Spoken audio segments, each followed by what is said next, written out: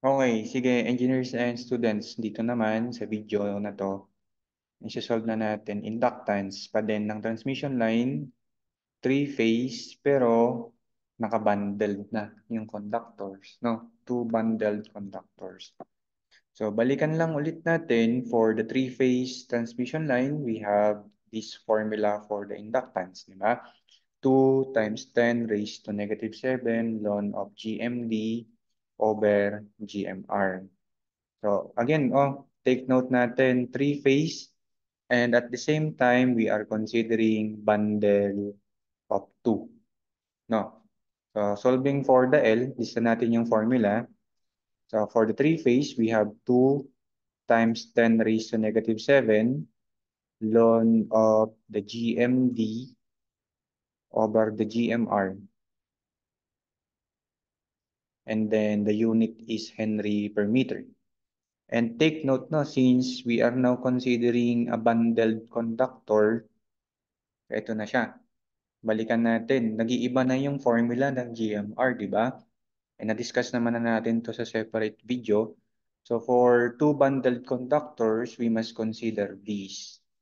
The GMR is square root of self-GMR times the distance of bundling.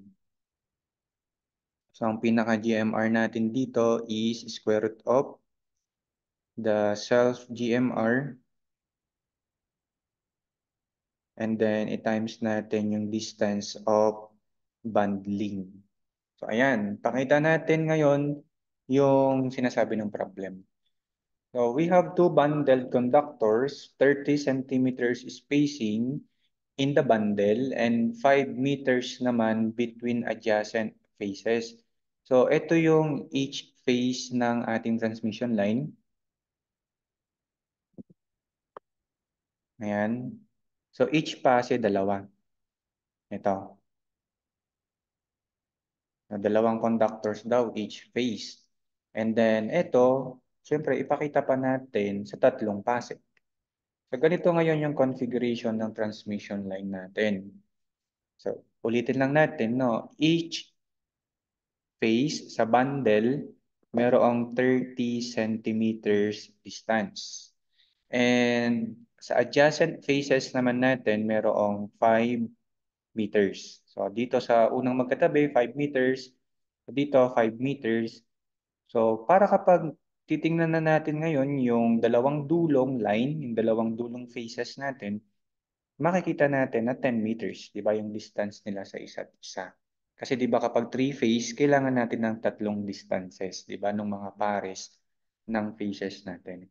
So unahin na natin yung GMD. Now for GMD, which is with a consideration of three-phase connection, cube root, di ba? And ano yung tatlong distances na yun between the three phases? 5 meters. So itong pares natin sa kaliwa. 5 meters itong pares natin sa kanan. Tapos 10 meters naman itong pares natin sa magkabilang gilid. So ang unit natin dito is a cube root of 5 times 5 times 10. 6.2996 meters. And then, pinanguna naman na natin no, kung ano yung formula na gagamitin kapag sa GMR ng bundled conductors. So, ito na yung GMR natin. So, take note pala natin, diameter. Now, the diameter of each conductor is 5 centimeters. So, because of that given diameter, we can list down that the radius is 5 centimeters over 2. Di ba, kakalahatiin natin.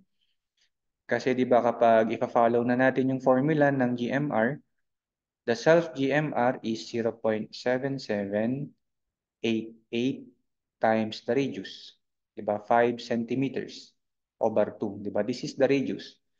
Tapos yung distance of bundling is 30 centimeters. And as we can see here, sa loob ng square root, merong square centimeters. So ang magiging unang answer natin is centimeter.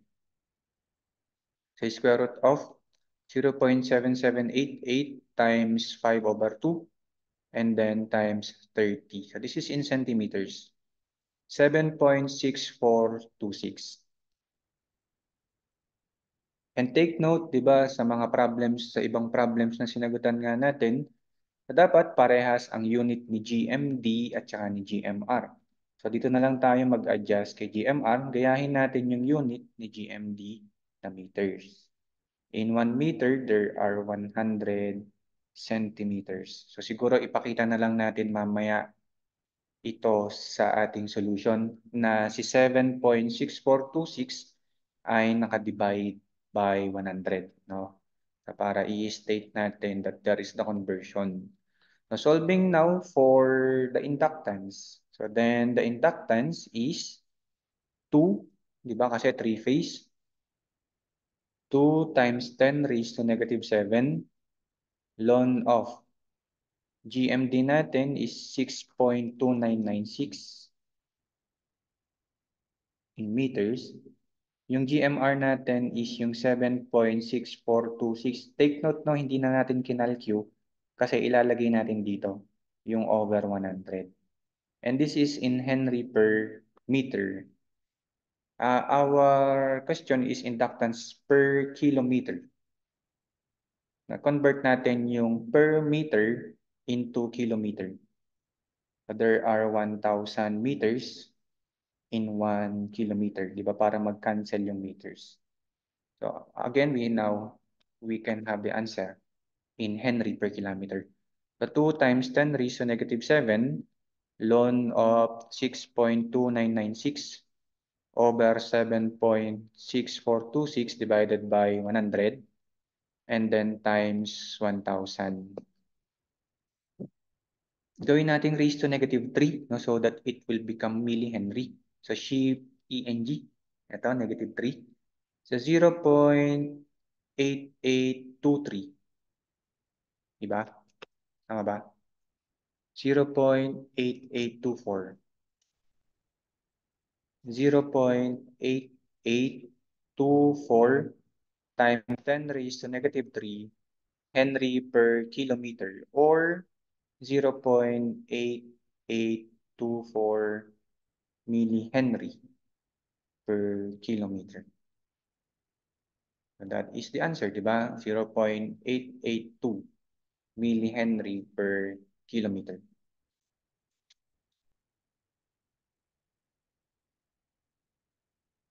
And in case na magtatanong, no, what will be the XL? 2 pi FL. Madali na lang naman to, 2 pi FL. I-perform nyo na lang. And that ends the solution for this problem. O nakapag-solve na tayo at least ng bundled conductors.